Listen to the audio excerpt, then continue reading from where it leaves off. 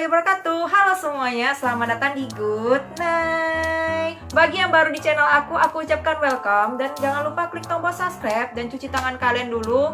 Dan kalau dari aktivitas luar, kan lagi musim corona, jadi selamatkan diri dan selamatkan keluarga kalian. Kalau memang udah beraktivitas luar, segeralah bersihkan diri. Kali ini aku akan bahas tentang mitos dan fakta dari tetes mata. Aku akan bahas secara teorinya seperti apa dan benarkah atau tidakkah bisa dicampur dengan soda ataupun dicampur dengan apa bisa meningkatkan gairah seks wanita. Wow, pembahasannya semakin menarik ya. Jadi sebelum itu jangan lupa klik tombol subscribe dan klik notifikasinya, kasih like, dan jangan lupa follow Instagram aku dan follow Twitter aku dan kasih pendapat kalian tentang tetes mata ini. Oke, jadi kali ini aku akan bahas tentang mitos atau fakta.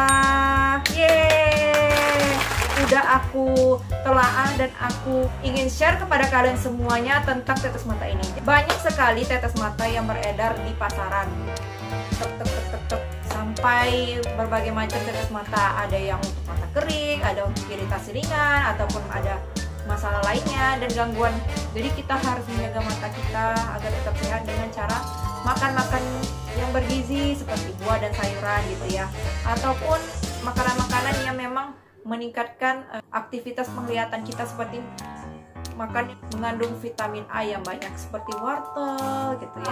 Aku cukup terkejut ketika aku tahu bahwa tetes mata ini bisa untuk pengobatan jerawat ataupun untuk menghilangkan jerawat.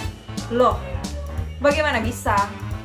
Apa sih yang tetes mata ini kan banyak nih tetes mata. Ada tetes mata untuk softland, ada tetes mata untuk mata kering, ada mata iritasi ringan, kan berbagai macam. Tetes mata mana yang memang dimaksudkan untuk pengempesan jerawat ini? Apalagi kalian yang suka risih dengan jerawat ini, jadi baru satu aja gitu kan, langsung ingin cepat-cepat dikempeskan. Dan ini salah satu caranya untuk kalian aku kasih rekomen. Kalau misalnya kalian tidak ada bahan yang kiranya ada di rumah kalian, atau karena tetes mata ini kan penggunaannya cuma sekali aja pas iritasi atau mata kering gitu ya. Jadi banyak sekali orang melakukan beberapa macam eksperimen dengan tetes mata ini. Nah, kalian pasti tahu ini kan, dan tahu yang ini kan. Nah, ini merupakan tetes mata yang untuk mengatasi iritasi ringan, yang isinya beda nih antara dua ini. Jadi, aku kasih tips untuk kalian. Jika membeli obat tetes mata, perhatikan dulu kalian itu mengalami matanya itu kering ataupun matanya iritasi ringan. Jadi kalau bedanya mata kering itu kan gak ada air matanya gitu, merasanya kering gitu karena kita berada di tempat AC. Kalau iritasi ringan, kalian bisa kena debu ataupun kena eyeshadow masuk ke dalam mata, ataupun kalian kena sampo gitu ya.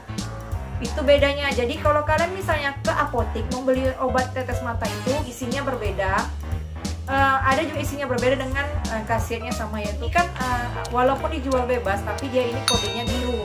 Jadi kalau kodenya biru ini, kalian harus tetap juga peringatan yang ada di sini ya. Perhatikan peringatannya.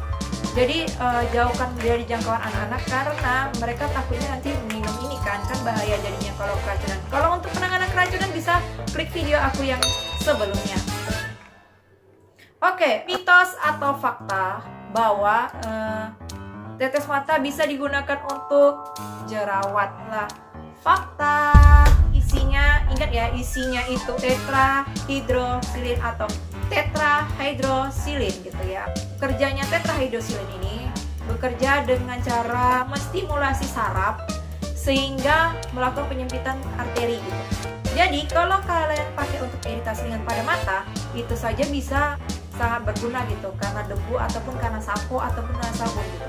Jadi kalian teteskan aja, itu sudah bisa membuat perubahan gitu. Dan kalau untuk di muka, hampir sama kerjanya, mekanismenya, karena pekerjaannya kan di lokal atau secara di luar gitu. Boleh kalian kasih 1 atau 2 tetes dekat jerawat kalian. Sedangkan tetrahydrosilin ini boleh untuk pemakaian luar kan. Jadi kalau untuk jerawat kan itu pemakaiannya di luar gitu ya. Dan kalau kalian mau mencoba, silakan aja. Ataupun kalian sudah pernah mencoba dengan menggunakan tetes mata ini untuk pengecilan jerawat, silakan komen di bawah ya. Ini kan istilahnya cuman obat off label ataupun yang keluar dari indikasi seharusnya itu untuk pengobatan mata. Jadi harap juga hati-hati penggunaannya gitu. Kalau misalnya udah terjadi alergi, kalian harus menghentikan ini secepatnya gitu. Karena obat ini pasti akan memberikan stimulasi alergi pada orang yang tidak cocok gitu. Kalau tidak cocok, jangan ditiru tips ini. Oke? Cerdaslah menjadi orang yang memahami suatu informasi. Yang kedua, mitos atau fakta.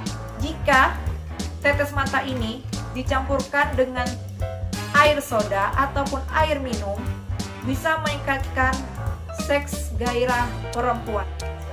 Aku cukup khawatir juga jika hal ini harus aku bilang, karena tetrahydrozolin ini ternyata kan bisa dicampurkan dengan soda, atau obat tetes mata ini bisa dicampurkan dengan soda.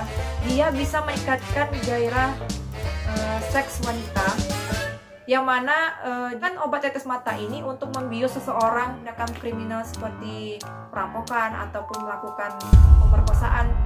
Cukup prihatin sih aku sebenarnya menggunakan ini, dan ya ini kan obatnya memang untuk penyembuhan, tapi kenapa mereka melakukan itu gitu. Kandungan tetrahydrozolin di dalam tetes mata itu tidak cocok untuk diminum. Oke, tidak cocok untuk diminum atau dikonsumsi oleh orang, karena itulah mereka keracunan. Tidak masuk akal menurut aku. Beberapa hal yang pernah aku bahas, malah ini akan menyebabkan kematian bagi si korban. Karena apa? Seperti yang aku bahas di video aku sebelumnya, tetrahydrozolin ini memang sangat beracun jika dikonsumsi secara oral atau diminum. Dia itu menyebabkan keracunan, akan mempengaruhi yang mengkonsumsi obat ini gitu, tensi dan hipotensi, dan akhirnya kita bisa koma gitu. Maka dan itu disebut juga keracunan tetrahydrozolin. Dan kalian tahu di video aku sebelumnya udah aku bahas tentang tetrahydrozolin ini, bagaimana penanganan keracunannya. Mitos atau fakta bahwa tetes mata ini bisa dijadikan campuran untuk slime. Jadi bagi adik-adik yang suka buat slime ataupun teman-teman kita yang suka buat slime, bisa digunakan untuk pencampurannya dengan tetes mata ini. Itu tergantung pada kalian sendiri, karena aku sendiri memang gak pandai buat slime gitu ya. Jadi aku tengok beberapa channel memang menggunakan tetes mata ini untuk pembuatan slime dan menghemat bahan slime gitu ya. Kalian bisa jadi hemat beli bahan slime gitu. Aku sebutkan ini fakta, dan ini adalah hal positif yang bisa kalian lakukan dengan membuat slime gitu ya. Ada manfaatnya gitu. Dan berdasarkan dari yang aku buat dari 1, 2, 3 tadi, semua itu berdasarkan fakta dari kawan-kawan kita yang YouTuber lainnya yang menggunakan ini sebagai alat untuk misalnya obat ataupun untuk membuat bahan mainan gitu ya. Cuman aku sarankan kalian jangan menggunakan ini yang untuk kedua. Itu benar-benar termasuk tindakan kriminal. Bisa jadi beberapa kasus bisa menjadi keracunan dan akhirnya menewaskan kawan kalian gitu ya. Walaupun sebenarnya ini memang dikaitkan dengan oknum kejahatan yang menggunakan ini, padahal sangat berbahaya sekali. Dan memang untungnya aja beberapa kasus orang yang menggunakan tetes mata ini untuk pembiusan ataupun perampokan ini, untuk mereka tuh tingkat keracunannya tidak bahaya gitu. Jadi mereka bisa selamat terbangun gitu, walaupun tertidur sejenak. Yang penting kalian harus berhati-hati, karena banyak sekali orang yang akan berbuat jahat jika kalian mengundang gitu ya. Kita harus waspada terhadap kejahatan. Oke, sekian dulu Good Night hari ini. Terima kasih udah kasih saran aku tentang beberapa tetes mata dan fakta, mitos atau fakta tentang tetes mata. Dan sudah aku jelasin pada kalian semuanya, benar atau tidaknya. Kalau misalnya benar, kalian langsung komen aja di bawah, ataupun kasih saran tentang Good Night selanjutnya dan pembahasan apa lagi yang akan aku buat. Jadi jangan lupa klik tombol subscribe-nya, follow Instagram aku, follow Twitter aku. Sampai jumpa di Good Night selanjutnya, dan kita jumpa lagi di hari Selasa tentang misteri. Oke, sampai jumpa, bye bye.